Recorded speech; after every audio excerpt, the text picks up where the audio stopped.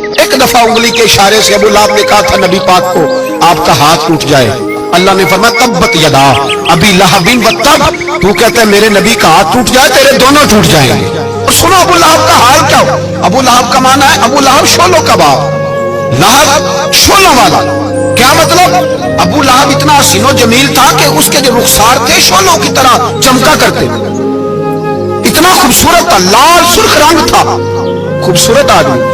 عرب میں جب غربت تھی تو اس کے گھر میں اس وقت بھی 2 اینٹیں سونے کی تھی، اتنا مالدار آدمی اور سردار تھا سارے مکے کا، لیکن نبی پاک کی بے ادبی کی تمہیں پتہ ہی نہیں کہ رب دنیا میں سب سے زیادہ ناراض ہی اس سے ہے جو اس کے رسول کا بے ادب ہے، سب سے زیادہ ناراض ہی اسی سے۔ ابو لہب نہ گیا بدر کے موقع پر، ڈر گیا، کہنے لگا میں نے نہیں جانا، مکے میں رہ گیا، نہ گیا جہاد کے لیے، مسلمانوں کے خلاف نہ نکلا۔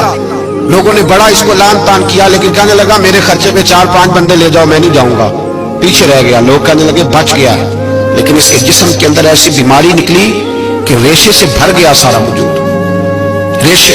اس کے بچوں نے لے جا کے ابو لہب کو پیچھے ایک حویلی تھی مکے کے باہر، اس میں بند کر دی، چیختا تھا چلاتا تھا، بند کر دیا اس کو لے جا کے وہاں پیچھے۔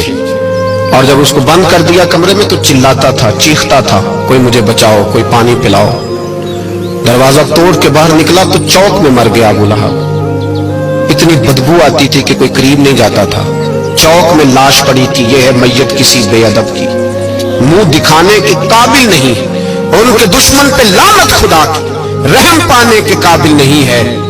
چوک میں لاش پڑی ہے، تبت یدا ابی لہب وتب، چوک میں پڑی ہوئی ہے، کوئی قریب نہیں جاتا۔ اس کے بیٹوں سے لوگ جا کے کہنے لگے تمہارا باپ تھا، شرم کرو۔ ایک ملازم کو پیسے دیے اس کے بیٹے نے، کہا گڑھا کھودو اور میرے باپ کو رسی کے ساتھ پکڑ کے اس میں پھینک دو۔ ایک گڑھا کھودا مکے کی گلی میں اور رسی کے ساتھ پکڑ کر، رسی کے ساتھ باندھ کر اس کی ٹانگ کو گھسیٹ کر اس گڑھے میں ڈال دیا، اوپر سے مٹی ڈال دی، بدبو کا وہ ڈھیر بند کر دیا۔